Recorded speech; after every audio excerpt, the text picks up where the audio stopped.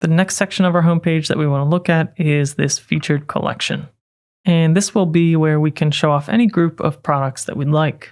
Now, we don't have any yet, so let's add some products to our store so that we can eventually add them into this section.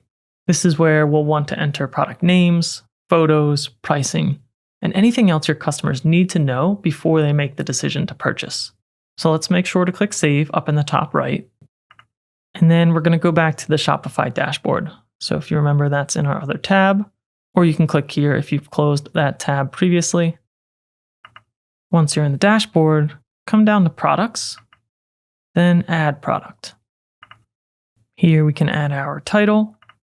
This first product will be the MOVA Motion Short for Men.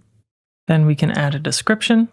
Throughout the dashboard, you might see this icon to generate text or images, but in this case, I've already prepped my descriptions off screen. And then here we can upload our new media and select the ones that I want to display for this product. Now we can see those images are uploaded. Below images, we have pricing. So here you can add the price, and then in the compare at price, you can add a strike through price. So you might show something higher here. If you're going to be tracking inventory, this is where you can do it. And if so, you have some quantity settings that you can choose here. Below the inventory section is where we have our shipping details. You would want to make sure to set up all of the variants that you have for this product, like sizes and colors.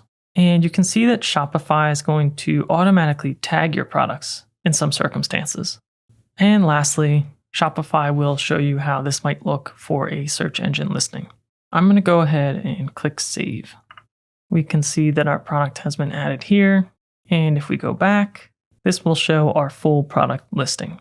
At this point, you can now repeat that process to add all of your products into Shopify. Let me take a moment to add a few of my products now.